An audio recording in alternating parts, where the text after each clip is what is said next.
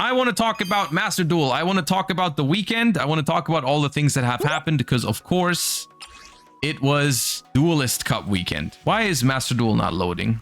Hello. There it is. Okay. Yeah. How did the Duelist Cup go? How was my experience over the course of the weekend? How did streaming turn out? Because of course I said I might not stream it so I can focus the best that I can. Then I changed my mind and I streamed it with no commentary at all, no mic, no face cam. So I just don't have to worry about anything. I don't have to worry about entertaining people. I don't have to worry about talking to people. I don't have to worry about how I look and so on and so forth. I didn't even have chat open for the most part of it. And I will say that was quite pleasant for me. I'm quite happy I did it. I looked at the numbers sometimes when I was taking breaks, and it seemed like people were still watching. People were enjoying it. People were just enjoying being able to watch along and being able to follow the process and watch some hopefully high-level Yu-Gi-Oh! You know, we'll talk about that. And yeah, you can see my final score here on the screen, 47-9, which was definitely not enough to qualify. I peaked at 53 or something. In regards to how the tournament felt for me mentally and in terms of how I enjoyed playing it, I am happy to report that I was doing pretty well this time around mentally. I took reasonable breaks. I slept 8 hours the night from Friday to Saturday and the night from Saturday to Sunday as well. The only night I didn't sleep was the last one because I stayed up with Quantal until 6 a.m. to see how it was looking. I would not have been able to sleep anyways. In the last night, I wasn't playing super well, but that was also basically because I was mostly focused on seeing if Quantal was going to make it, and I was just playing to bridge the time and see if I could get a lucky win streak going. But for the most part, in the first 2 days, I played pretty disciplined, I would say. I feel like overall I played well. I didn't make no mistakes, but like I played the decks that I prepped and I played those decks well, I think. I lost some games here and there, but I feel like I should have won if I played better, but for the most part, I think it was good. I will say I enjoyed the process of this tournament. I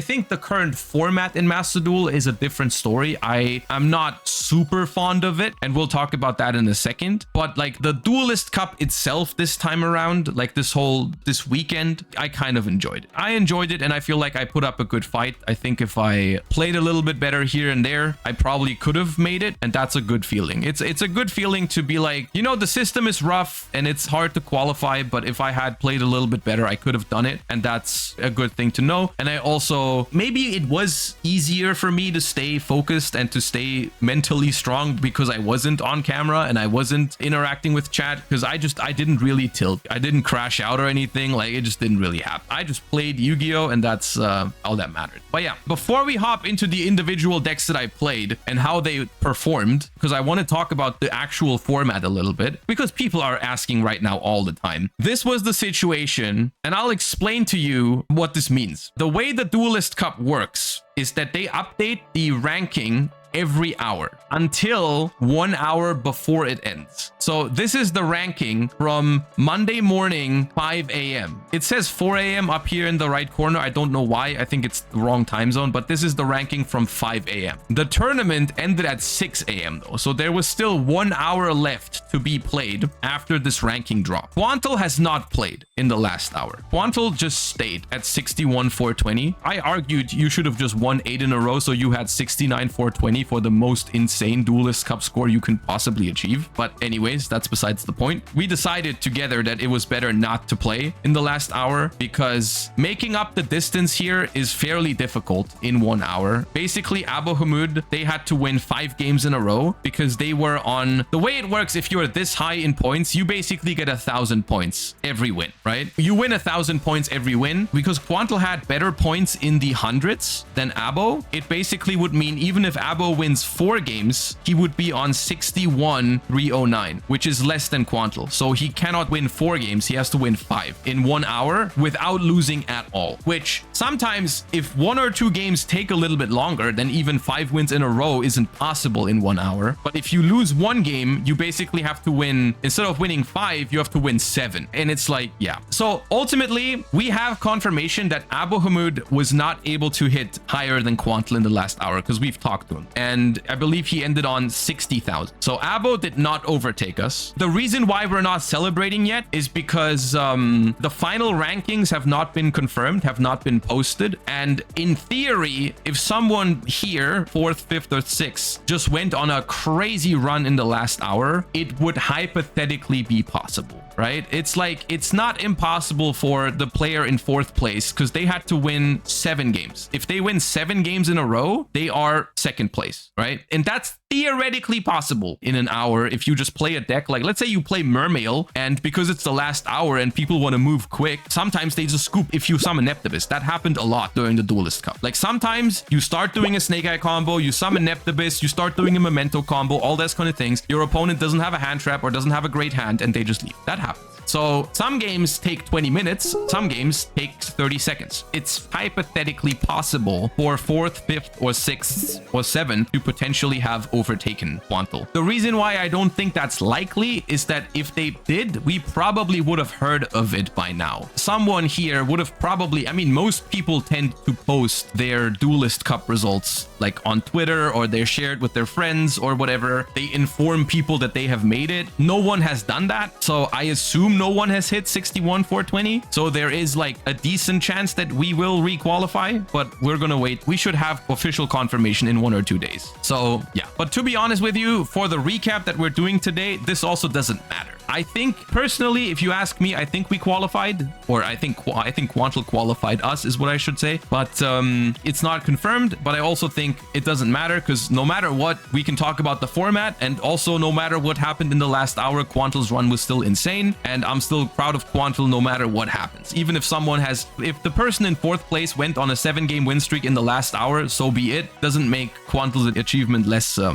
good. It's still crazy. Also, Bronas, maniac, dude. Maniac. Bronas, we were following Bronas's process, of course, for like the last 10 hours or something. Quantal didn't play much because we were so nervous that he might drop points. Like, we went from, in the last 8 hours or so, Quantal went from like 58 to 6140, like to this points, because we only basically played a couple of times when people were getting too close, because we didn't want to risk falling. Bronas just played basically until like 2 or 3 a.m. He played when he was at 62, because being at 64,775 means at some point was at 63,775, which was over 2,000 points ahead of Quantal, and just decided to queue again, which is madness. I think it's madness to queue at 63,775 when this is the leaderboard. But hey, the man's done it. First place deserved, of course. Anyways, let's talk about the format. Let's talk about the decks that I played. Let's talk about how I experienced it. So going into this, you guys were following, some of you were probably following my process. For the most part, I was planning to play Memento in this Duelist Cup, and I believe this is the list that I started playing with on the Friday morning. My reasoning to play Memento was the following. So basically, the way I interpreted this Duelist Cup format was that it was relatively combo heavy in terms of the best decks in the format. I was expecting the best decks in the format to be Snake Eyes, some Mermail, some other Memento players, some Blue Eyes, and also maybe some Crystron. I didn't really, we're going to talk about Crystron in a second. I knew Crystron was a fine deck. I didn't expect it to be this good, as well as like a little bit of Tenpai. And so in general, I felt like when a format is this combo heavy relatively, I felt like Fuvalos was a pretty good card, not just for myself, but also for other players. And so I expected a decent amount of players to play Molcharmies to counter Snake Eyes. And the reason why I liked Memento is that if you're familiar with Memento, you'll know that Molcharmy Fuvalos actually doesn't really matter for this deck, because this deck is not really focused on summoning from the extra deck a lot. Like, if you don't get Charmeat or Maxied, you can summon from the extra deck quite a bit if you want to, but you don't really need to do that in most cases. So it is possible to basically put up the full Memento board, quote unquote full. You can leave out the SP Little Knight if you want to, in like 1 or 2 extra deck summons depending on how you draw. Like, in some hands, you can just make the full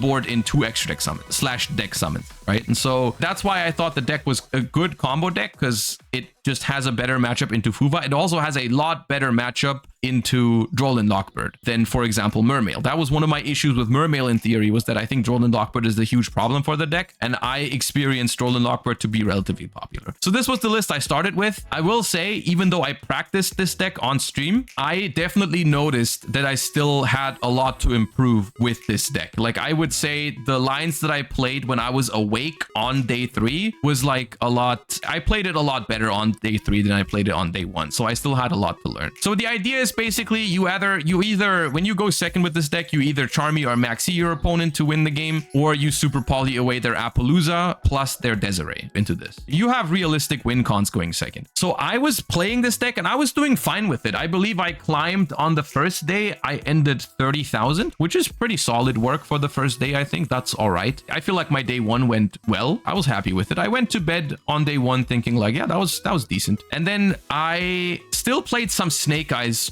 because I thought it was like more relaxing to play. I just think Snake Eye lines at this point, even though they're not easy, it's more natural to me because I've been playing with this a lot more. I mean, and against it a lot more. So like I understand Snake Eye lines more than I understand Memento lines because I've just played more with and against it. So this deck was doing okay with me also during day one. And then day two, I started at 30,000 and I woke up after a good night of sleep. I sat down and I won 10 games straight with Snake Eyes. So I went up to 40,000, which catapulted me to like second or third EU, I believe, on the start of day two with Snake Eyes. But I want to say something real quick because there was like, I tried to not look at chat for the most part of the weekend, but there was always like, when I was having a bad streak with a certain deck, people were like, man, Memento just isn't it. Or I knew Snake Eyes was the one. Like you just won 5 games in a row with Snake Eyes. I knew Snake Eyes was the deck. The thing that I realized and the reason why I was able to not tilt on these bad streaks or whatever is because I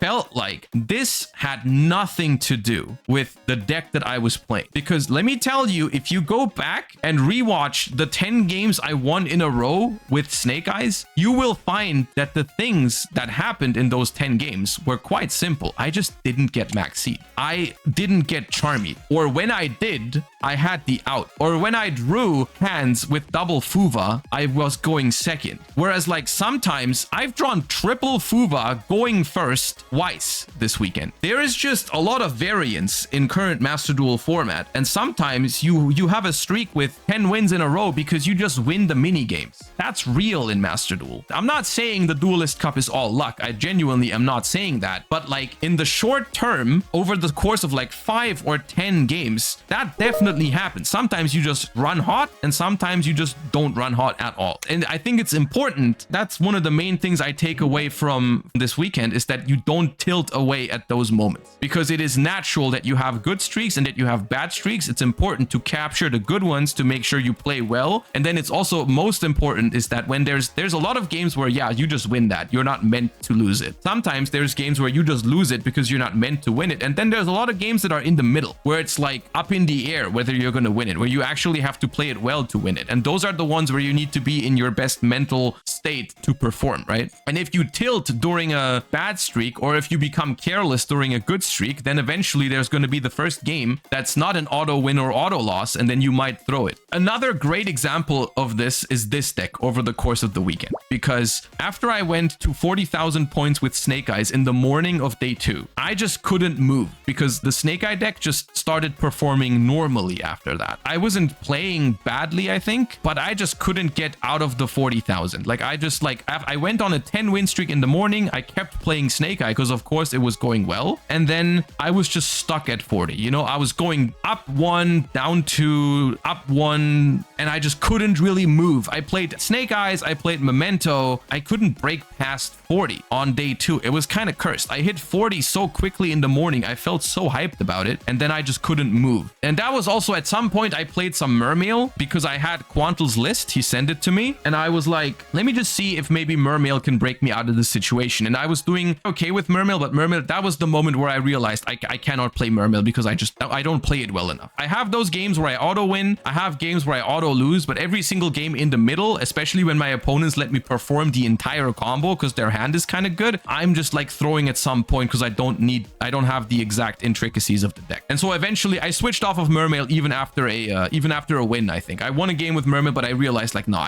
I'm not playing it well enough. And then I eventually, after I was at 40k in the morning of day 2, like at 9 a.m. and at like 10 hours later, I was still around, like I had fallen to like 31. And I was just like, I don't know. I wasn't tilted, but I was just like wondering if maybe it was the deck's fault, because I feel like all the decks that I played on that second day were doing the exact same thing. I played Memento, I played Snake Eye, I played some Mermail, which I dropped because I wasn't playing it well enough. And I also played some Crystron Millennium, which was also a deck that performed really well in the Duelist Cup, and I also did okay with it. The problem with those 4 decks that I had in my mind was like, it didn't really make a difference, because what you can tell here is all of these decks have the same game plan, whether it's going first or second. Going first is don't get max seed or out there max C, and then just full combo as hard as possible so your opponent can't beat it. Crystron does this, Memento does this, Mermail does this, and Snake Eyes. And then when you go second, it was also the same thing for all these decks. It was like, okay, try to have a high impact hand trap in Maxi, Fuva, or Nib, sometimes Droll, and then try to win with your engine after you basically stop them from playing completely because you want a high impact. And so on the one side, it was good for my mental health to understand that like all of these decks kind of do the same thing, and like only because Memento isn't winning right now, switching to Snake Eye is not miraculously gonna fix that thing. At the same time, I was like, you know what? I have one deck that I'm very comfortable with that works differently, which in theory I don't feel like it should have worked. That's why I didn't play it. But I was like, maybe the solution is to play more low impact hand traps. Maybe I can outplay people with Fiendsmith Control on, I believe it was day 2, and I queued Fiendsmith Control I think at 31k. I think I went something like 16 or 17-0. And once again, this might sound crazy, even though I played well with I play this deck well. I know this. I know that this is probably the deck I play the best. 15-1. Okay, it was 15-0 and then 1 loss, I think. I don't know. It was something crazy. I went from 31 to like 46 or 47 in the span of like 2 hours or something. The thing was, I was winning a lot of games that I shouldn't win, which was good because I outplayed some people. That was cool. That was very fun. That was very rewarding as well. This is just something that I'm sometimes missing when I play combo decks. Like I just miss that outplay factor. It still happens. I just feel like it happens less often. The other thing is that also, if you go back to this and watch my 15-game win streak with this deck, you will find that the same thing happened. I didn't play this exact list. I changed it. It just doesn't save more than 1 list in this thing. I played like Fuvas and stuff in it. I was just running hot. When I went first, I didn't get max seed on my Fiendsmith combos. I didn't get Fuvad a lot in that 15 games. When I went second, I just had custom, I just had the right hand traps. I had the right matchups. I played against a ton of Blue Eyes, and so my Bystials were really good, and so on and so forth. So it was just like, even when you play a deck that you really like and that you're very good with, and so on and so forth, you still need, like, luck is always involved, right? Like, of course, the Duelist Cup is a lot about mental and a lot about playing well over the span of a long time, but like still at certain periods, like whether you're going to make it out of the 40s or into the 50s, and if you're playing at proper pace, in the short term, there is luck involved sometimes. And of course, you're not always going to have 15 win streaks, even off of the back of luck. Like in those 15 games, there were some games that I played them very well, or my opponents made mistakes. And then there was other games where I just got luckier than them. That both of those things are true. And I think that's the thing, right? You gotta do both if you try to win a Duelist Cup. You have to get lucky, but then when you get that luck, use it to your advantage and not to throw. That's the thing, right? Yu-Gi-Oh in general, it's not just the Duelist Cup, it's also like winning YCSs and so on and so forth. Like sometimes it's not your day, sometimes it is your day, but you have to make sure that when it is your day, you also have to play it properly. And that's the same thing with the Duelist Cup. Like whether you're on a hot streak or a bad streak right now doesn't matter, but you can't win a Duelist Cup without playing well, because then even if you get lucky, you're gonna lose games. And I think that's, for example, differentiates Task from other people, because he has the best practice probably at dealing with the mental part of it. When everyone else is starting to struggle mentally, they start making some misplays or queue suboptimal decks, and Task is just out there playing very disciplined and like seizing that opportunity every time, because he apparently just stays calm and plays well the entire weekend, which is the most important part. So that's basically how I felt about this Duelist Cup. Basically, this Duelist Cup, I'm very happy about the possibility or likelihood that Quantle has qualified for us. Oh yeah, I can show you a list. Yeah, give me a second. This is the deck that Quantle played, for anyone that's interested. I played it a little bit on stream, but you shouldn't use my footage as a way to understand the deck, because I didn't really play it well, I think. Especially going second into boards, I think you can do better than I did. But yeah, I think Mermail had one advantage over other decks, which is the fact that it was the best into Blue Eyes.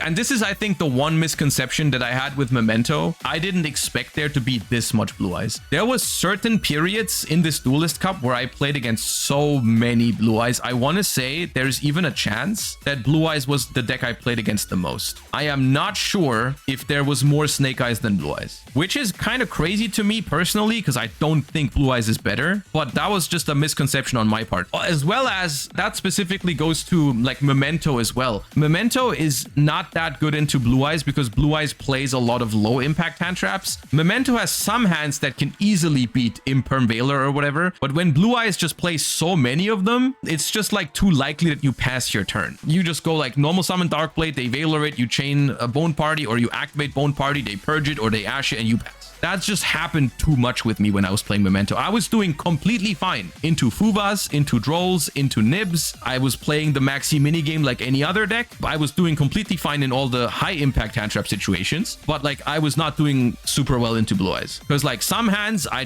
was like, I lose to Imperm here, I lose to Veiler here, and Blue Eyes just has more of those cards. Yeah. And Mermail, I think, has another advantage that I think Mermail just was the deck that you got in the most games with in like a good way, because I think the Mermail win rate was probably similar to the ones of most other decks. I don't think Mermail was like miles above Snake Eyes and stuff like that, but people just left every time you summoned Neptibus, unless their hand was insane. For the Duelist Cup, the Mermail deck was like, let's call it a very honest deck, basically, because people just see very quickly on whether they can win against Mermail or not. And this is not a sign of a healthy deck, by the way. I'm just saying why it's a good thing for the Duelist Cup in particular. But in the Duelist Cup, this is a good quality, I suppose. But like for the most part, they summon Neptibus and you already know, do I have a chance or not? It's toxic, but it's good for the Duelist Cup. I think with Mermail, even though I made mistakes with the deck, but I still feel like a lot of people, they just leave because they don't want to sit through your combo and then lose anyways, which means that you don't have as many rooms to make mistakes. The amount of people that let me do the full Memento combo just to see if I mess it up was definitely more than with Mermail, which means that you just can't mess up as much with Mermail when people just leave. Of course, going second, you always have to play into the board and that's more skillful, but going first, it's usually rather simple. You just like see if they leave and they usually do, which is relaxing, right?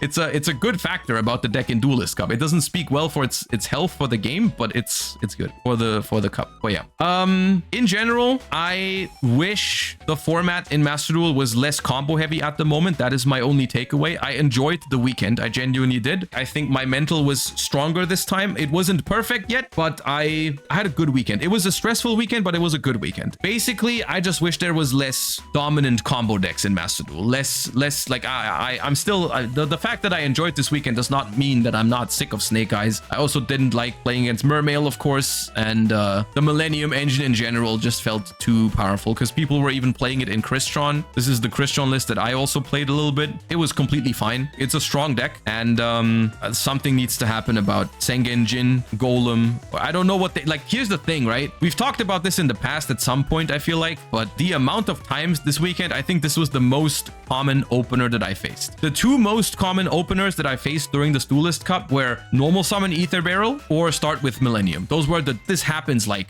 so often in this format, like Sengen Jin into Golem, into Doomed Dragon, into Zombie Vampire, into whatever happens from there happens, whether it's Crystron combo or Snake Eye and Fiendsmith combo. These cards are too strong of an enabler, especially in best of one, where there's basically no limiting factor to it. Because in the TCG, at least these cards suck in timeout. So you have to think twice about playing a deck with these cards. So it's like there's some actual downside to playing these cards in the TCG. In Master Duel, in best of one, there is no downside whatsoever to these cards as long as your deck can make use of Zombie Vampire. Because this is just this card or this card is 3 bodies without normal summoning with massive attack points. Like this card plus a normal summon kills you under Max C, under Nibiru, plus it removes 1 monster from the monster zone into the spell trap zone with Doom Dragon. It's like you normal summon anything, you kill them in 4 summons and you remove a monster. It's crazy. These cards are not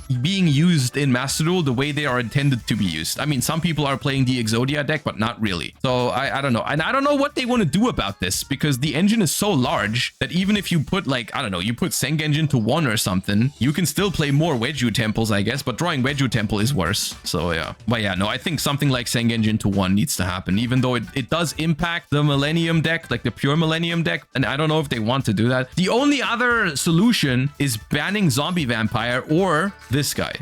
Detonator will power creep them anyways. That's the other thing, I suppose, but I don't really like that argument, because that way I just don't want power creep to run too rampant, because there's going to be a world as well where then Ryziel gets hit on a ban list and then all of a sudden people start playing this stuff again. I think objectively these cards are too powerful right now and they should do something about it. That's where I stand on it. Like, yes, maybe once Malice and Ryziel comes out, these decks would naturally decline a little bit, but I don't like that argument. But yeah, we're gonna see, I suppose, what exactly they are going to do, because usually after the Duelist Cups is when we get the bigger ban lists, quote unquote, right? So hopefully that's the case this time around, and then we also get probably Ryziel and Malice soon. So we're just gonna wait for that. So yeah, that was my Duelist Cup weekend recap. I hope you all enjoyed the streams as well. I could certainly tell from the numbers at certain points that people were still interested, so I'm thinking if I ever want to take a Duelist Cup seriously again in the future, I'm probably gonna do it this exact way, because I thought it was enjoyable for me, and I was happy to see that there was still enough people watching. It wasn't really inconvenient for me to just have the stream on, and I felt like some people enjoyed it, and so that was a win-win in my book, so it's fine.